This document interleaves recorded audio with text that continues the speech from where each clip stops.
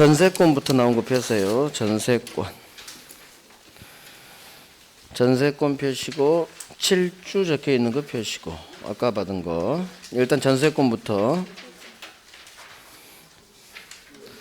전세권. 이 앞줄 거예요 아마. 아까 한 거 다음이요. 지상지역 전세. 아까 한 거 다음. 아까 오전에 한 거 다음. 자, 전세권. 전세금 지급합니다. 부동산 용도에 따라 사용합니다. 후 순위 권리자 기타 다른 일반 채권자보다 지전세금 가장 먼저 우선 변제받을 수 있는 권리.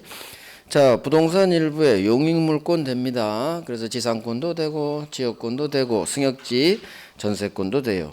전세금은 전세권의 성립요소, 필수요소. 하지만 목적물 인도는 성립요건이 아니다. 나중에 입주해도 돼요. 자, 전세금이 경제사정 변동으로 상당하지 않게 됐네요. 각 당사자는 장래를 향해서 증액 청구, 감액 청구할 수 있다. 이게 전세금 증감 청구권. 말은 청구권이지만 이거 형성권. 자, 전세 존속 기간 10년 넘지 못해요. 10년 제한이 있어요. 넘었다 10년으로 단축. 자, 건물 전세 두 가지 특성. 1년 보장해줘요. 자, 건물 전세에만 법정 갱신이 인정돼요. 6달부터 한 달 사이에 아무 연락이 없어요. 그러면 기간이 만료된 때 전 전세권과 동일 조건으로 다시 전세권 설정한 걸로 본다. 법이 봐버렸죠. 법정 갱신. 이 경우 다른 조건은 똑같지만 기간은 정함이 없는 걸로.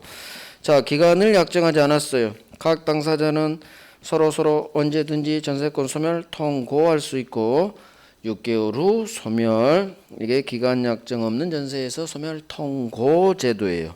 타인 토지 건물에 전세 설정했습니다. 이 건물 전세권의 효력은 건물 소유를 목적으로는 종된 권리인 지상 임차권에 미친다. 토지 건물이 동일하다가 건물에 전세 설정했어요. 자, 대지의 특별 승계인은 토지만 팔렸다는 얘기죠. 대지의 특별 승계인은 건물 소유자인 전세권 설정자에게 지상권을 설정한 걸로 봐요. 즉 건물 소유자가 지상권 취득합니다. 소유자는 설정자. 전세권이 침해됐네요. 전세권에 대한 물청, 점유권에 대한 물청 선택해서 할 수 있습니다. 지상전세권의 상린관계 규정 준용돼요. 자, 전세권 처분의 자유. 하지만 제한도 가능해요. 처분, 팔아 제끼는 거, 양도, 담보 제공하는 거, 저당권 설정, 남은 기간 내에서 전전세 또는 임대할 수 있다. 자유이기 때문에 설정자 동의 없이도 할 수 있어요. 하지만 설정행위로 이거 처분 하지 마세요. 금지할 수도 있다. 그래서 전세권은 처분의 자유도 있지만 제한도 가능하다. 자, 전전세 설정 계약 플러스 설정 등기를 하면 전전세권 병은 취득. 전전세권이 설정됐다고 해서 원전세권이 소멸하지는 않아요. 새끼 쳐도 죽지 않아요. 대리인이 복대리인 선임했다고 해서 지대리권이 소멸하지 않아요. 같은 법리. 그 다음 원전세권의 범위를 넘을 수는 없죠. 따라서 존속기간 원전세권 범위 내에서 자, 처분의 자유가 있는 대신 책임도 세져요. 전전세 하지 않았더라면 면할 수 있었던 불강력적 손해에 대해서도 전세권자는 책임을 부담합니다. 자, 전세권자 의무. 고장나면 네가 고쳐. 현상 유지하고 수선해라. 전세권자가 이렇게 주어가 나와야 돼요. 전세권자가 수선 의무 부담. 따라서 수리비용 주인한테 달라 할 수 없다. 필요비죠. 필요비 상환청구권이 없다. 지가 고쳐야 돼요. 소멸사유. 공통 소멸사유 4개 나오겠지. 멸실, 혼동, 소멸시효, 포기. 용익물권은 소멸시효 걸려요. 이 소멸시효가 담보물권은 안 나와요. 그래서 3개만 나오는 그쪽은. 자, 기간 만료로 소멸합니다. 용익물권 공통 소멸사 기간 만료 187조에 따라 등기 없이 바로 소멸하겠죠. 자, 멸실 법조문 일부가 불가항력 지진으로 절반이 무너졌어요. 그 부분 전세권은 소멸합니다. 그런데 남은 부분으로 나 못 살겠어. 그러면 저 이사 갑니다. 전세금 주세요. 할 수 있다. 그런데 일부가 누구 책임? 전세권자 지가 불냈네. 그러면 잘못했으니까 건물값 물어내야지. 전세권자는 지 잘못으로 건물이 멸실된 경우 손해배상 책임이 있다. 자, 용법대로 사용합니다. 그런데 용법대로 사용 안 했어요. 의무위반했다. 방패 여기서 나와요. 설정자는 소멸 청구권으로 날려버립니다. 자, 전세권이 소멸했어요. 동시에 전세금 반환채무하고 목적물 인도 반환채무 플러스 1+1 말소 등기에 필요한 서류 교부 의무 이것과 같이 동시에 전세금에 대해서 우선 변제권이 있죠. 이 우선 변제권을 주기 위해서 경매권을 줍니다. 그래서 전세권자도 저당권자도 경매권이 있어요. 자, 설정자가 부속물 에어컨이죠. 벽걸이 에어컨 나한테 팔아. 설정자의 부속물 매수청구. 그러면 전세권자는 정당한 이유 없이를 거절하지 못해요. 자, 설정자 동의 얻어 부속시켰어요. 또는 설정자로부터 매수했어요. 두 가지 중 하나 갖췄다. 전세권자는 내 여건 사세요. 전세권자의 부속물 매수 청구권. 말은 청구권이지만 형성권. 자, 이제 오늘 받은 거 가요. 담보물권의 특성. 7주 적혀 있는 거. 자, 부종성, 수반성, 불가분성, 물상대위성이 나올 거예요. 자, 담보물권 특성. 부종성. 저당권으로 담보한 채권이 피담보 채권이 소멸했어요. 주인이 죽었죠. 종놈 담보물권도 소멸, 저당권 소멸. 자, 피담보 채권이 소멸했네요. 법률행위 아니에요. 벌어진 현상. 따라서 187조에 따라 등기 없이 바로 소멸. 기간이 만료했네요. 피담보 채권이 소멸했네요. 법률행위 아니에요. 187조 등기 필요 없어요. 자, 종놈만 분리양도하지 못해요. 저당권만 분리양도 못합니다. 다른 채권 담보로도 하지 못해요. 수반성 주인 채권이 이전하면 특별한 말이 없으면 종놈 담보물권도 같이 함께 수반해서 이전. 자, 불가분성 유치권이든 저당권이든 지채권 전부 다 받을 때까지 목적물 전부에 대해서 힘이 미치는 성질. 불가분성 물상대위성 저당 목적물이 화재로 멸실 또는 토지가 공용징수로 수용. 설정자가 받네요. 뭘? 보험금, 수용, 보상금. 이 채권에 저당권이 대신 들어갑니다. 이걸 물상대위라고 해요. 지급 전에 압류로 묶어야겠죠. 자, 유치권. 타인 물건을 점유한 자가 점유 동그라미 물건에 관하여 생긴 채권 동그라미 채권 있다 점유하고 있다. 그럼 유치권이 태어나요. 이 채권은 물건에 관해서 생긴 채권일 것, 또 변제기에 있을 것, 돈 받을 때까지 못 드립니다. 유치할 수 있는 권리 유치권. 유치권은 성질, 유치할 권리만 있지 지채권에 대한 남을 제껴버릴 수 있는 우선 변제권은 없다. 따라서 우선 변제권이 없으니까 물상대위성도 인정되지 않는다. 자, 유치권자가 점유를 침탈당했어요. 도둑놈이 승용차 훔쳐갔죠. 점유를 상실하면 유치권은 바로 소멸. 더 이상 유치권자가 아니지. 유치권 X, 물청 X 할 수 없다. 점유보호청구권으로 돌려받으세요. 자, 타인 소유 물건이니까 성립요건. 자, 승용차, 동산도 되고 건물, 부동산도 되고 따라서 남의 물건이야지 자기 소유 물건에 유치권 안 돼. 타인 소유면 돼요. 직권만 아니면 돼. 채무자 소유든 제3자 아버지 차든 상관없다. 채권이 있어야 돼요. 이 채권은 목적물로부터 발생해야 됩니다. 즉 비용 들어가야죠. 수리비, 공사비, 필요비, 유익비 다 피담보 채권 됩니다. 또 채권은 변제기에 도달해 있어야 돼요. 따라서 변제기가 뒤에 있다. 성립하지 않아요. 대표가 유익비지. 유익비에 대해서 법원으로부터 상환기간을 허여받았어요. 즉 상환기간이 6개월 뒤로 미뤄졌다. 따라서 변제기 미도래. 유치권은 성립하지 않는다. 점유 불법 점유 안 되기 때문에 적법 점유죠. 자점유는 직접 점유하든 간접 점유든 다 상관없습니다. 다 된다. 간접 점유로도 유치권 됩니다. 자, 불법 점유의 경우 유치권은 성립하지 않습니다. 마지막 성립요건. 유치권 성립을 배제하는 가불간 특약. 이거 먹힙니다. 유효. 이 특약이 없을 거. 그래야 성립해요. 효력. 유치권자 권리 5개, 의무 2개. 첫 번째, 유치할 권리. 돈 받을 때까지 좀 못 줍니다. 인도 거절할 수 있다. 모든 3자에게 다 유치권자는 대항할 수 있다. 양수인, 경락인 다 모든 3자. 경매권이죠. 지체권 변제받기 위해서 유치물을 경매 날릴 수 있다. 경매권.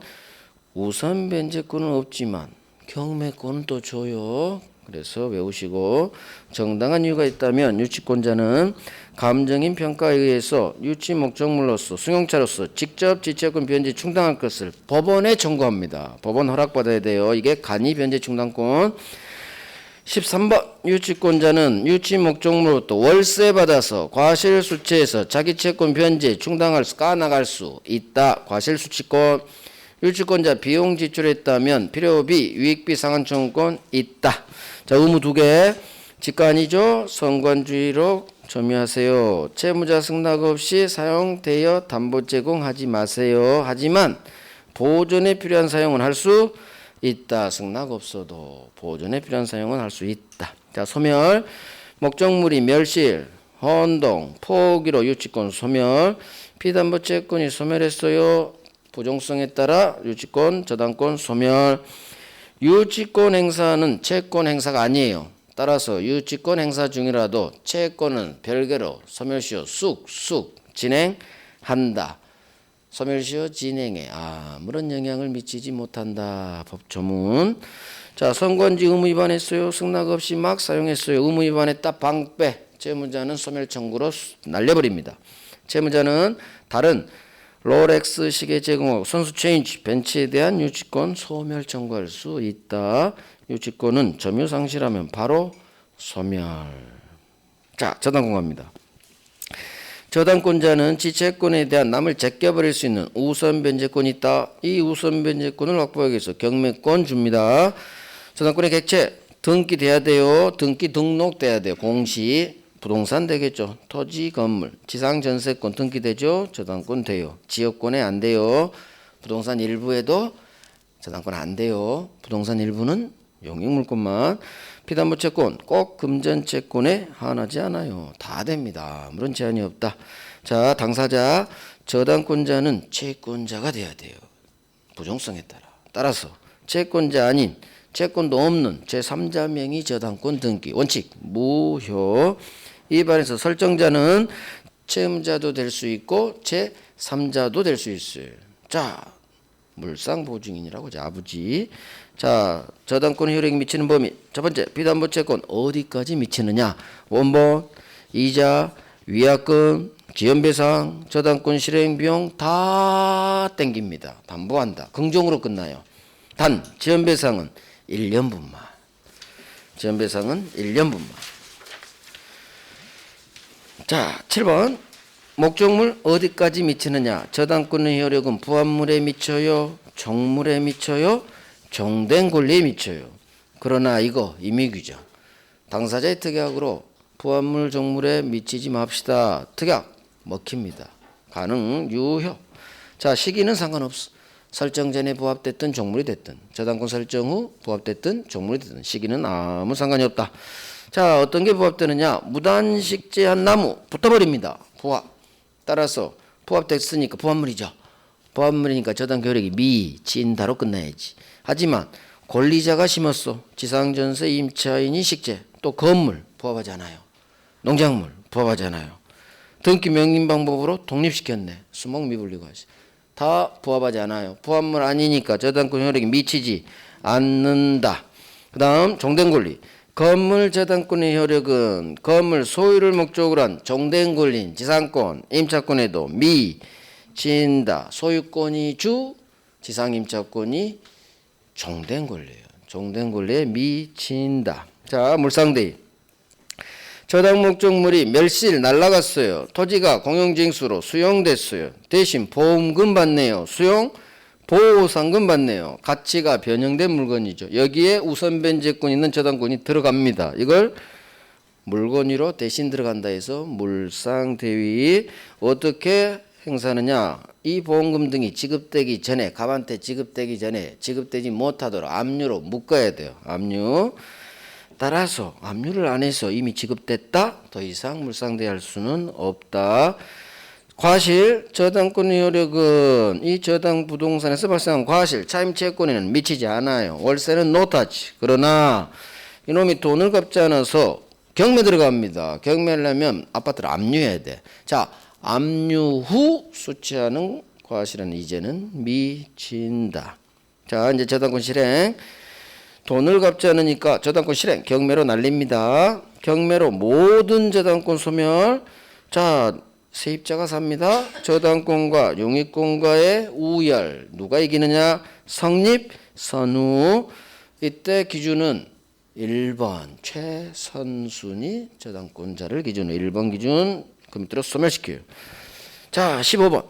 저당권보다 먼저 설정된 지상권. 아하, 내가 먼저 설정됐군. 나는 선빠군. 선빠니까 살아남아야지. 소멸하지 않는다. 들이댈 수 있다. 대항할 수 있다. 용저예요. 내가 선빠요. 그런데 16번. 저당권보다 나중에 설정된 전세권. 자, 내가 전세권자가 돼야 돼요. 나는 용이네. 나는 후빠네. 후빠니까 경매로 소멸. 후빠니까 사라졌죠? 대항할 수 없다. 후빠니까 용이요. 자, 17번. 용. 항상 2번이 경매쳐요. 2번이 경매쳐요. 나는 이미 후빠야. 용이니까. 따라서 후빠니까 소멸. 후빠니까 경락인에게 대항할 수 없어요. 1번 기준 밑으로 다 소멸시켜요. 자, 이제 법정이상권. 법조문. 저당물 경매로 토지와 건물이 동일하다가 달라졌어. 토지 소유자는 건물 소유자에 대하여 지상권을 설정한 걸로 본다. 아하, 그렇군. 건물 소유자가 지상권을 취득하는군. 법정 지상권. 자, 성립요건. 반드시 저당권 설정 당시 건물이 있어야 돼요. 설정 당시 기준으로 토지 건물 소유자가 동일해야 돼요. 그런데 설정 당시 건물이 없다. 나대지. 그러면 법정 이상권은 절대 태어나지 않아요. 자, 토지 목적으로 저당권 설정했어. 그런데 나중에 건물이 나중에 올라가요. 이 건물에 법정 이상권 안 되겠지. 나대지니까. 대신 함께 토지 건물 날려버릴 수 있습니다. 이게 토지 건물 함께 경매, 일괄 경매. 이 건물에는 나대지 상태였죠. 나중에 올라간 건물에는 법정 이상권은 태어나지 않아요. 자, 일괄 경매 요건. 설정 당시 건물이 없어야 돼. 그 후 올라가야 돼. 나중에 올라가야 돼요. 이 건물은 법정 이상권 동네가 아니라 일괄 경매의 동네로 이제 바뀌는 거예요. 두 번째. 경매 칠 때 반드시 이 건물은 설정자 소유 건물이어야 돼요. 두 개 외웁니다. 토지 저당권 설정 후 나중에 건물이 올라갈 것. 이 건물은 경매 칠 때 설정자 소유일 것. 따라서 이 건물이 갑소유가 아닌 제3자 소유 건물이라면 남의 건물까지 함께 날려버릴 수는 없다. 일괄 경매에 이거 저당권자의 권리지음 아니에요. 따라서 둘 다 날려버릴 수도 있고 저당권 박은 토지에 대해서만 날릴 수도 있어요. 자, 중요한 거. 둘 다 건물까지 경매 날릴 수는 있지만 건물 매각대금, 건물 경매대가 같은 말이에요. 건물 경매대가에서 우선 변제받을 권리는 없다. 법조문. 자, 삼취득자 세놈. 저당권이 박혀있는 부동산을 그 후 소유권, 지상권, 전세권을 취득한 자. 자, 경매로 날아가면 이놈들 다 쫓겨나요. 그래서 법이 조문 3개를 둡니다. 삼취득자 경매인 될 수 있어요. 자, 두 번째. 대신 돈 갖고 변제하고 소멸 청구할 수 있다. 삼취득자가 이 부동산에 비용을 지출한 게 있다면 필요비익비 이거 경매대가에서 가장 먼저 우선 상환받을 수 있다. 삼취득자 보호규정. 저당권의 침해라는 것은 담보가치가 감소되는 거예요. 자, 침해 시 반환 청구권은 인정되지 않아요. 점유하지 않으니까. 방해 제거 예방만. 함께 처분합니다. 따라서 종놈인 저당권만 피담보 채권과 분리해서 혼자 양도 다른 채권 담보로도 못합니다. 소멸했네요. 부용성에 따라 소멸. 등기 필요 없어요. 아까 한 거 반복. 자, 건저당권. 담보할 채무의 최고액만 정합니다. 채권 최고액. 채무액 지정을 장래로 미뤄요. 이게 건저당. 확정될 때까지 일시적으로 채무가 빵 소멸돼도 소멸하지 않아요. 영향을 미치지 아니한다. 자, 등기 반드시 박아야 될 상. 이거 건저당입니다. 건저당이라는 취지. 그다음 채권 최고액 필수적 등기사항. 이자 채권 최고액에 포함되면 땡긴다는 얘기요. 또 지연배상금도 전부 땡겨요. 채권 최고액 범위 내에서. 지연배상 1년분 아니에요. 전부. 단 건저당권 실행 비용은 채권 최고액에 포함하지 않아요. 건저당권 실행 비용만 부정으로 끝나요. 포함되지 않는다. 채권 최고액에. 다 했어요. 자, 이제 우리 갑니다. 계약법으로 갑니다. 계약법. 계약법 페이지가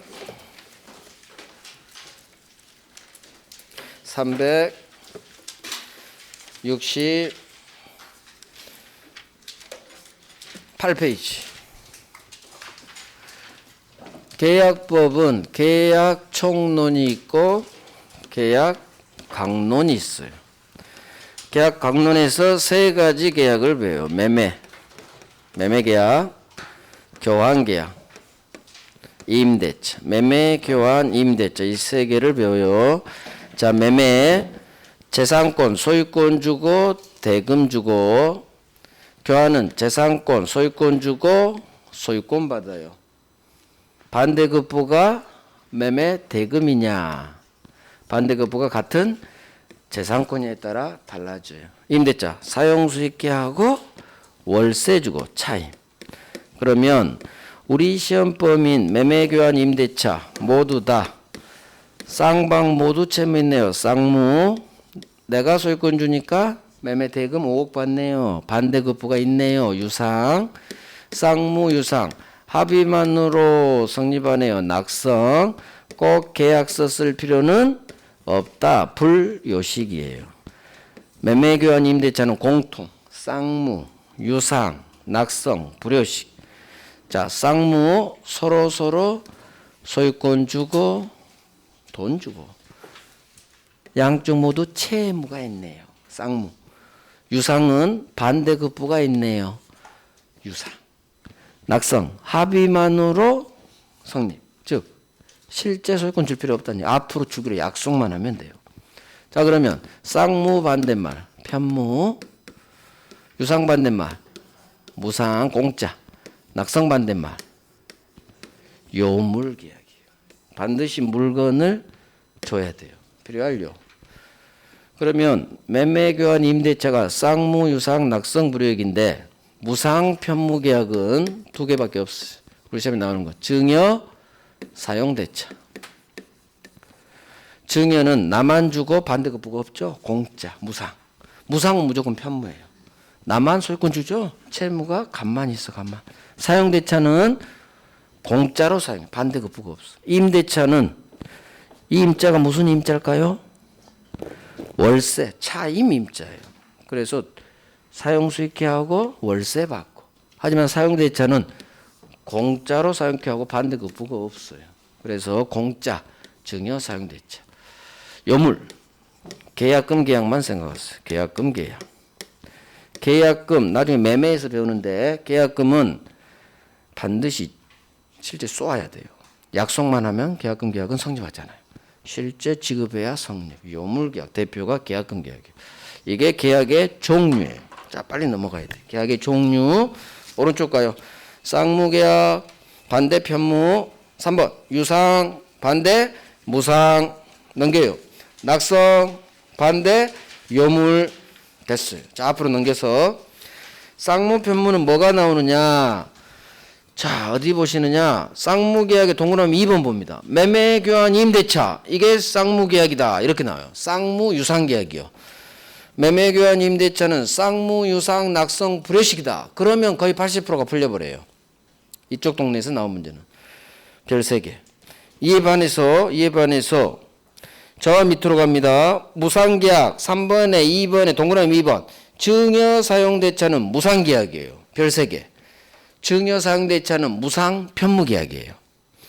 그래서 우리 시험 범위인 매매 교환 임대차는 주거, 쌍무, 유상, 낙성 이 세 개만 알면 돼요.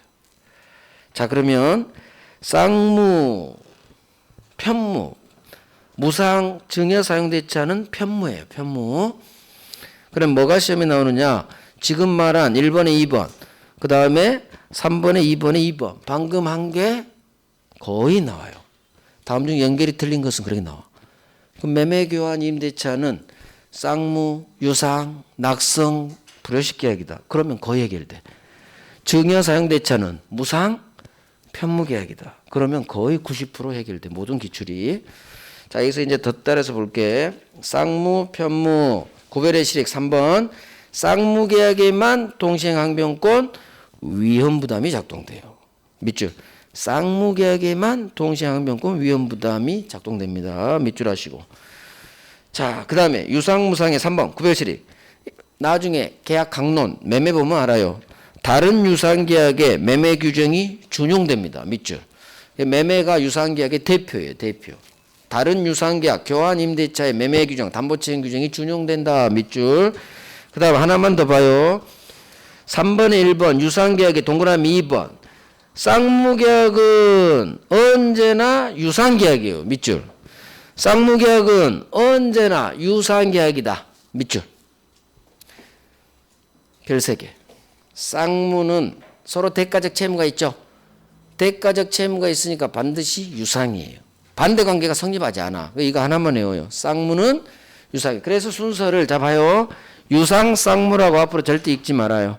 쌍무 유상 이 순서로 읽어야 돼. 그러면 쌍무계약은 언제나 유상계약이다. 이렇게 연결시키면 돼요. 맞는 지문.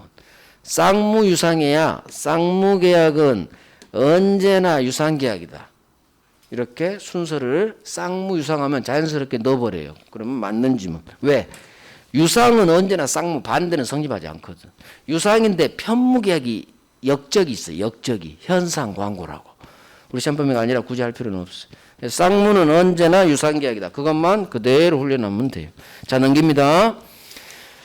자, 합의만으로 성립하는 게 낙성. 여물계약은 약속만으로 안 돼요. 실제 물건을 인도해 줘야 돼. 요물. 필요할 요. 물건 인도. 자, 시험은 개념 안 나와요. 2번만 나와. 2번에 2번. 계약금 계약. 밑줄 별 3개. 계약금 계약은 요물 계약이에요. 나머지는 할 필요 없어요. 계약금 계약은 반드시 계약금을 지급해야 성립하는 요물 계약이에요. 별 3개 하세요. 별 3개. 됐어요. 나머지는 볼 필요 없어요. 자, 이제 우리가 계약의 이제 총론으로 가는 거예요. 이게 서론이에요. 서론. 쌍무, 유상, 낙성, 불효식. 강론까지 지어버렸네. 강론에서 매매, 교환, 임대차. 자, 그러면 이제 총론에서 배울 게 뭐냐? 계약의 성립. 계약은 어떻게 성립하느냐? 자, 매매 계약이 어떻게 성립하느냐 생각하면 돼요. 청약이라는 의사표시하고 승낙한다는 의사표시가 서로 합치되면 계약이 성립하겠죠. 그래서 여기서 청약하고 승낙을 배워요. 두 번째, 이 쌍무계약의 효력. 쌍무계약의 효력 3가지를 배워요. 동시에 이행합시다. 동시행의 항변권. 두 번째, 위험부담이란 게 나와요. 위험부담. 세 번째, 제3자를 위한 계약. 3자 계약. 마지막으로 계약 해제. 총론에서 성립, 쌍무계약의 효력으로서 동시행항변권, 위험부담, 3자를 위한 계약. 마지막으로 계약 해제로 쪽내버리는 거. 해제하면 소급 처음부터 무효가 돼. 취소하고 똑같아요. 이게 우리가 계약법에서 배울래요. 자, 강론에서 5문제. 매매 2, 임대차 셋. 총론에서 5문제. 사이좋게 나와요. 성립에서 하나, 동시행 하나, 위험부담 하나, 3자 계약 하나, 해제 하나에서 2. 그래서 성립, 항변권, 위험부담, 3자 계약, 해제. 가장 중요한 게 해제 3자 계약. 한 번도 안 쉬어. 한 번도 안 쉬어. 30년 동안. 아주 부지런한 애들이에요. 성립은 10년에 2번 쉬고 얘는 10년에 3번 쉬고 얘는 10년에 7번 쉬어요. 그래서 가장 중요한 게 성립, 3자 계약, 해지. 동시항변권도 중요하죠. 종론에서 뭐가 제일 어렵냐? 이놈이 제일 어려워. 동시항변권이. 오늘은 기초만 다 그럴 거예요. 자, 성립. 계약의 성립. 오른쪽 바로 청약 승낙 갑니다. 자, 이제 설명 한번 들어봐요. 갑이 지 소유 아파트를 을에게 팔고 싶어요. 매매 계약을 하고 싶어. 그러면 매매 계약이라는 법률 행위는 어떻게 성립하느냐? 일단 청약한다는 누군가의 의사표시가 있어야 돼. 갑이 내 아파트 살래? 하든지 을이 네 아파트 나한테 팔래? 하든지. 청약은 갑이 하든 을이 하든 상관없어요. 청약한다는 의사표시에 따라 상대방이 그래 살게, 그래 팔게, 승낙한다는 의사표시가 서로 합치되면 계약은 성립해요. 그러면 청약이란 게 뭐고 승낙이란 게 뭐고 계약은 언제 성립하고 청약 승낙에 관해서 법조문이 쫙 나와요. 계약의 성립 관련해서. 청약은 반드시 구체적이고 확정적 의사표시해야 돼. 무슨 말이냐? 두루뭉실 청약은 있을 수가 없어요. 뭘 파는지, 매매 목적물, 돈은 얼마에 팔 건지, 5억. 매매에서 가장 중요한 2개 요소, 매매 목적, 뭘 팔 건지, 금액은, 대금은 얼마인지, 이게 정해놓고 청약해야 돼요. A라는 아파트 대금 5억에 너 살래? 이렇게 확 집어서 청약해야 돼요. 이유, 승낙은 갑의 청약에 대해서 을이 승낙만 하면 바로 계약이 성립돼야 돼요. 그래서 청약은 구체적이고 확정적 의사표시라 이 말이 나와. 따라서 두루뭉실하게 내 건물로 살래? 청약 아니에요. 왜? 얼마에 살 것이 대금을 확정을 안 했거든. 그래서 청약은 구체적이고 확정적 의사표시라. 자, 두 번째, 청약은 누구한테 하느냐? 특정인 을한테도 할 수 있고 청약은 지나가는 불특정 다수인한테도 가능해요. 불특정 다수인한테 청약이 가능하다고? 자판기 생각하면 돼요. 커피 자판기. 밖에 있는 이 자판기는 여러분들을 부르고 있어. 커피 좀 뽑아줘. 청약하고 있는 거예요.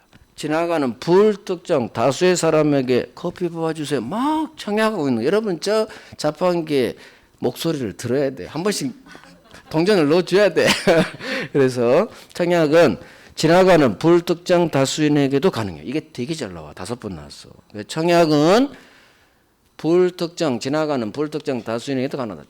커피 자판기 생각하세요. 내가 동전을 넣은 순간 내가 승낙한 거예요. 그래서 불특정 다수인에게도 가능하다. 자, 그러면 이 2개가 엄청 잘 나온다는 얘기예요. 자, 봅니다. 청약 어디로 가느냐? 판례부터 가요.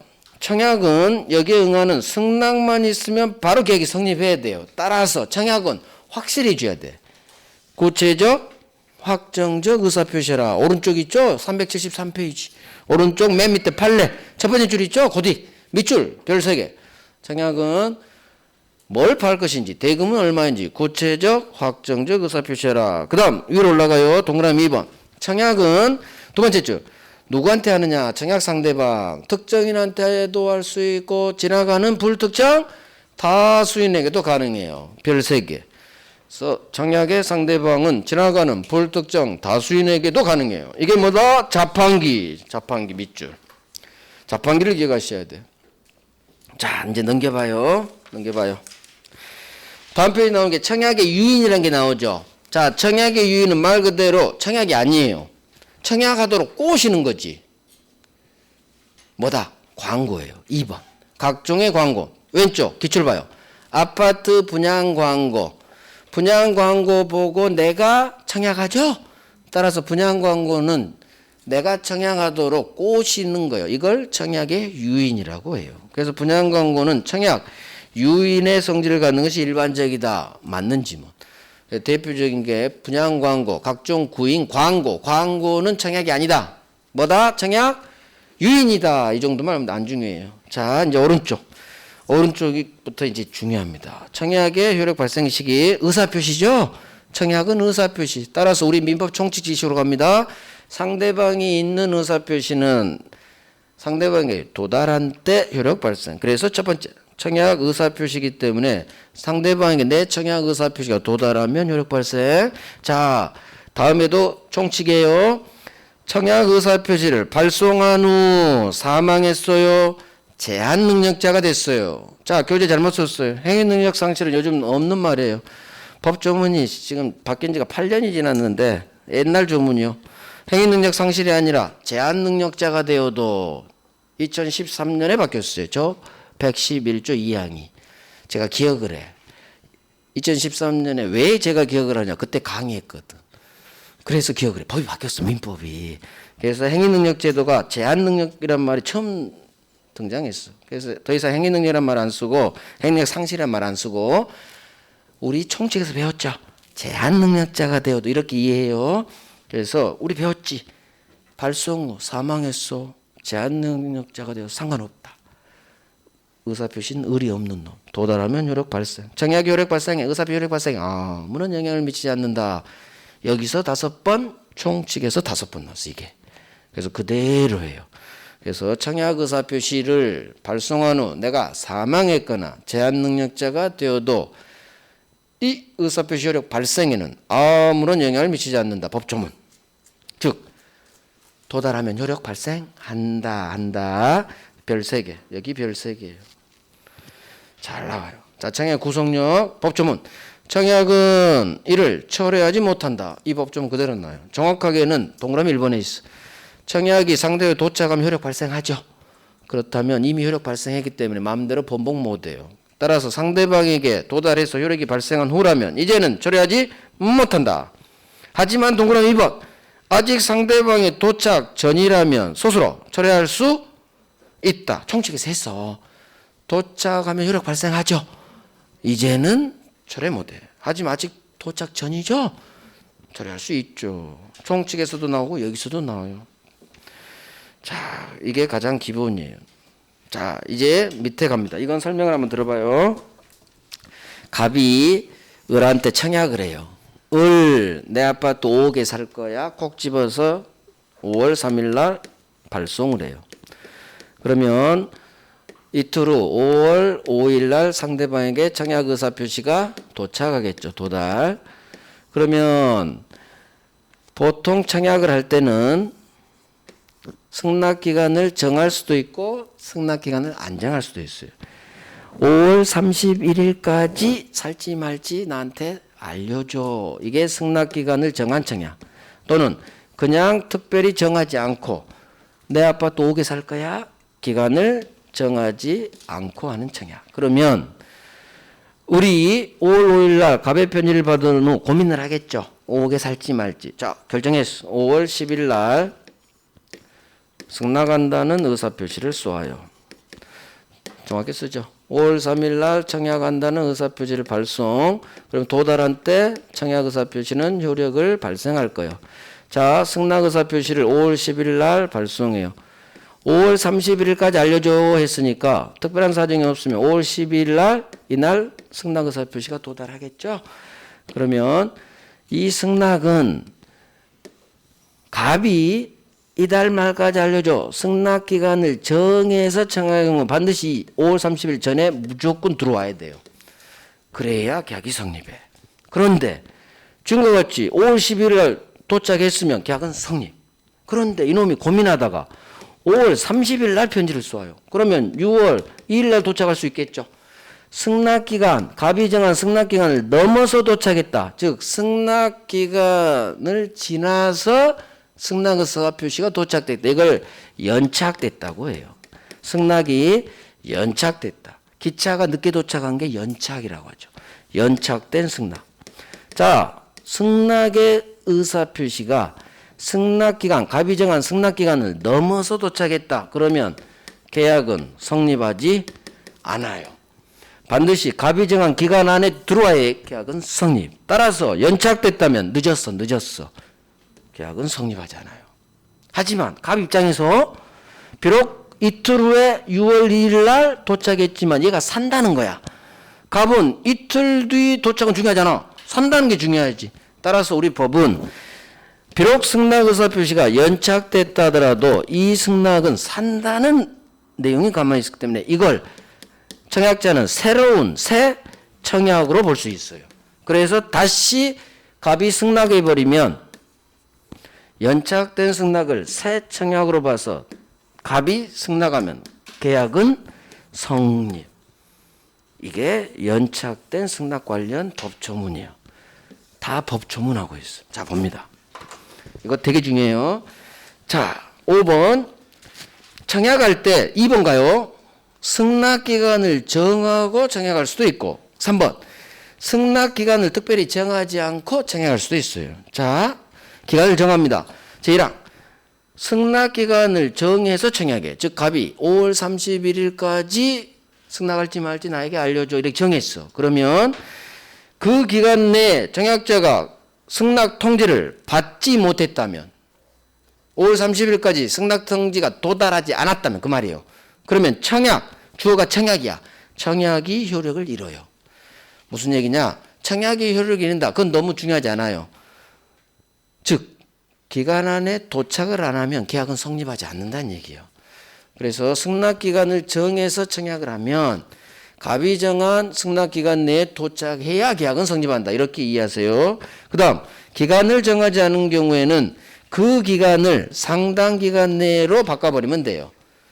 자, 승낙기간을 정했죠. 5월 31일로. 그러면 그 기간 내에 받지, 승낙통지를 받지가 도달이에요. 도달. 의뢰 승낙통지가 31일까지 도착하지 않으면 청약이 효력을 잃어서 계약은 불성립. 그러면 기간을 정하지 않으면 그 기간 대신 기간을 정하지 않은 청약은 청약자가 그 기간이 아니라 상당한 기간 내에 승낙통지를 받지 못했다면 청약이 마찬가지 효력을 잃어요. 결국 계약 성립하지 않는다는 얘기지. 청약이 실효돼 버렸으니까. 그 기간 밑줄 승낙통지 받지의 동그라미, 상당 기간 밑줄 받지의 동그라미. 그 다음에 청약이 실효한다. 밑줄. 결론. 계약은 성립하지 않지. 청약이 날아가 버렸으니까. 자, 그런데 넘겨요. 오른쪽 가요. 그 기간 안에 도착해야 계약이 성립하는데 지금 도착 못했죠. 그러면 계약이 불성립됐어. 자, 연착됐다는 얘기지. 자, 내용부터 봅니다. 계약의 불성립. 내용부터 봐야 돼요. 의뢰 승낙 의사표시가 갑이 정한 승낙기간 5월 31일 또는 상당한 기간이 승낙기간이 경과한 후 도달했어. 승낙기간을 정한 5월 31일 후에 도착했다는 얘기죠. 6월 2일에 도착했어.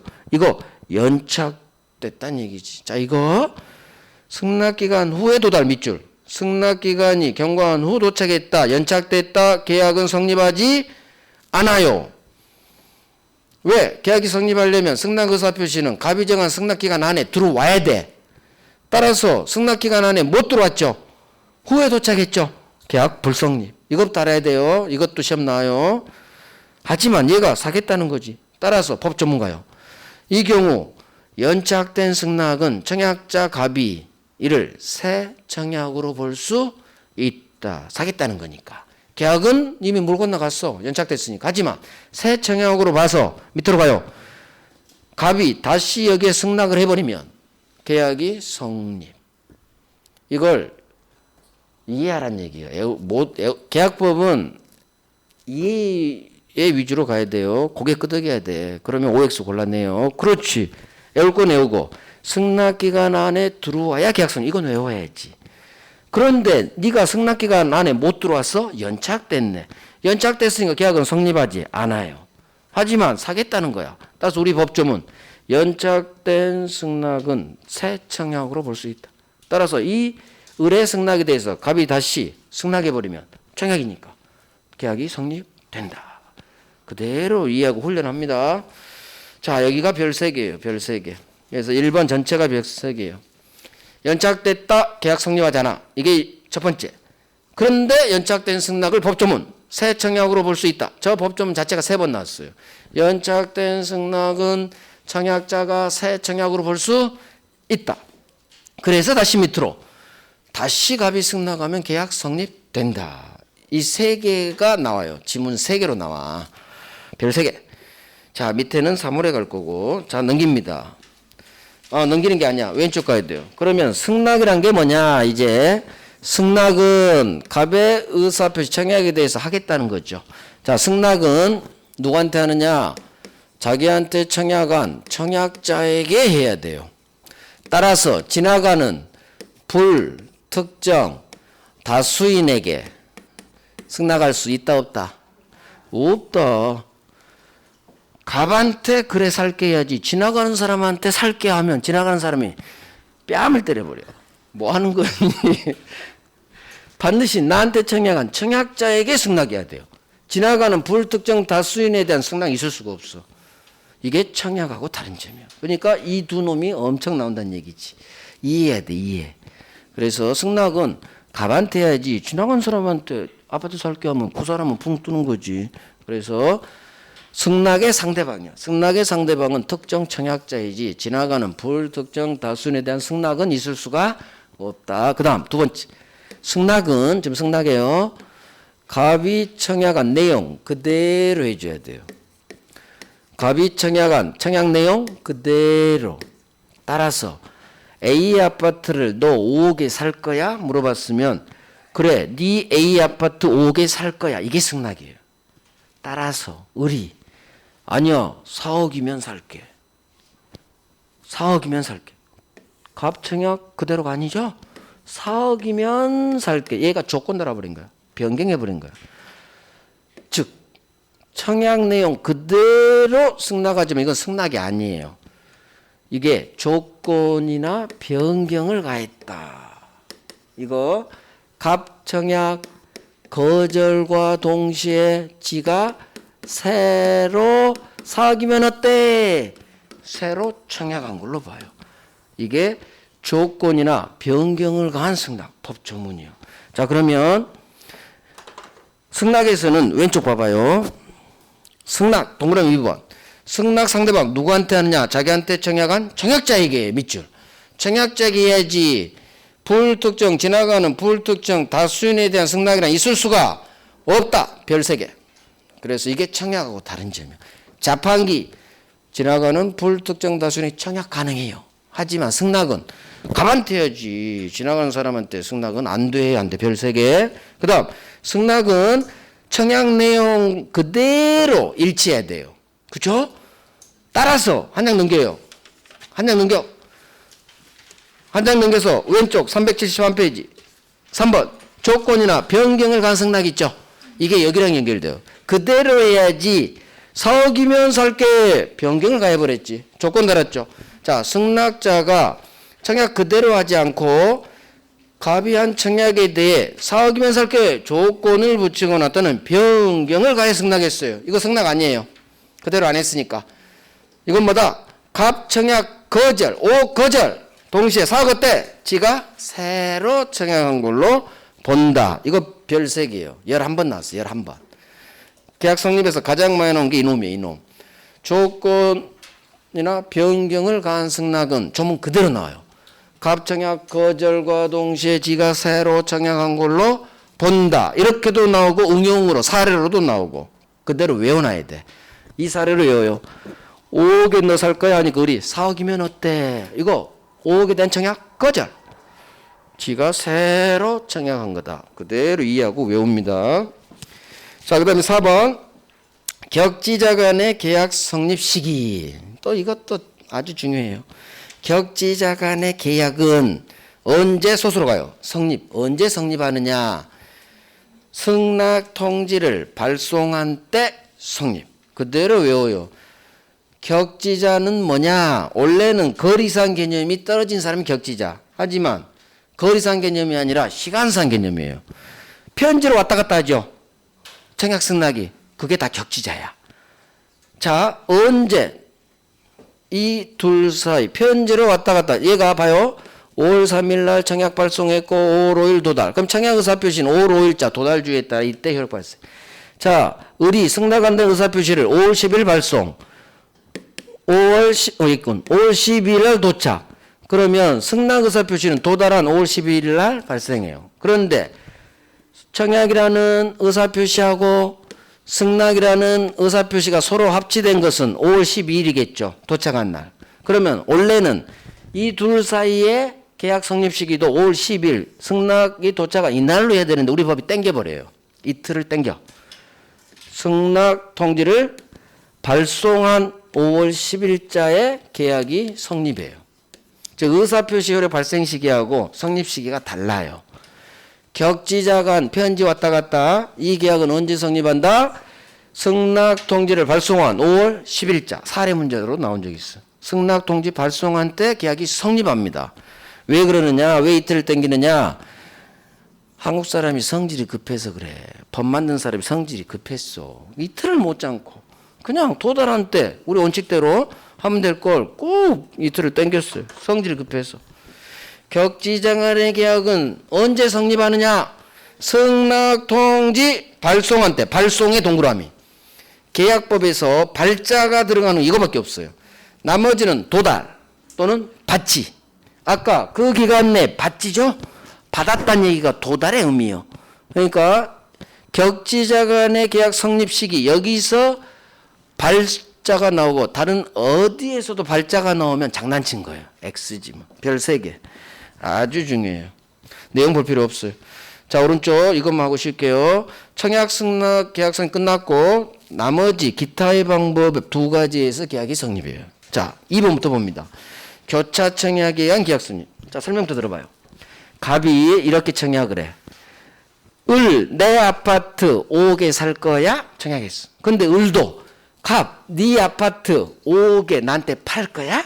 즉, 갑의 청약과 내용이 같은 을의 청약이 상호 교차됐어. 동일한 내용의 청약이 서로 교차됐지. 그러면 내용이 같죠? 따라서 양 청약이 상대방에 도달한 때 의사표시가 합치. 계약 성립. 이게 교차 청약이에요. 당사자 간에 이 점은 그대로 나와요. 어렵잖아요. 당사자 간에 똑같은 내용, 동일한 내용의 청약이 서로 교차된 내용. 그러면 양 가불의 양 청약이 상대방에게 도달한 때 계약 성립. 자, 도달의 동그라미. 도달로 끝나야 돼. 이거 장난치는 방법 하나밖에 없어. 발송. 도달을 발송으로 장난쳐. X. 그래서 항상 도달주의예요. 도달주의. 자, 의사실현. 청약자의 의사표시나 관습에 의해 특별히 승낙 통지 의사표시가 필요하지 않대요. 자, 그러면 이 계약은 소수로 가요. 언제 성립하느냐? 지금 다 계약 성립이에요. 승낙 의사표시로 인정되는 어떤 사실이 있는 때 성립해요. 자, 승낙 의사표시 인정된 사실이 있는 때 밑줄 쫙. 있는 때, 사실이 있는 때. 이게 뭐냐? 뭔 말인지 모르겠죠. 내가 포장마차 가서 오뎅을 먹고 싶어요. 그러면 들어가서 아줌마가 저쪽에서 다른 손님 상대하고 있네? 그러면 아줌마 기다려 그냥 오뎅 먹어요. 그냥 먹지. 포장마차 가서 그냥 간장 바르고 먹어버려. 이게 그거요. 오뎅 먹었을 때 오뎅 매매 계약 성립. 즉 행동을 통해서 의사표시. 묵시적 의사 속마음이 실현됐죠.